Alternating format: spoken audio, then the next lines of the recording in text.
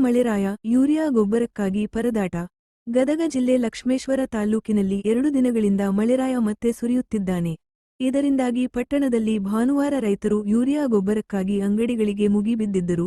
ನೂರಾರು ರೈತರು ಅಂಗಡಿಗಳ ಎದುರು ಸರದಿ ಸಾಲಲ್ಲಿ ನಿಂತು ಗೊಬ್ಬರ ಖರೀದಿಸಿದರು. ಯೂರಿಯಾ ಗೊಬ್ಬರ ಹಾಕಿದರೆ ಇಳುವರಿ ಚೆನ್ನಾಗಿ ಬರುತ್ತದೆ ಎಂಬ ನಂಬಿಕೆ ರೈತರಲ್ಲಿದೆ. ಆದರೆ ಎಲ್ಲರಿಗೂ ಗೊಬ್ಬರ ಸಿಗುತ್ತಿಲ್ಲ.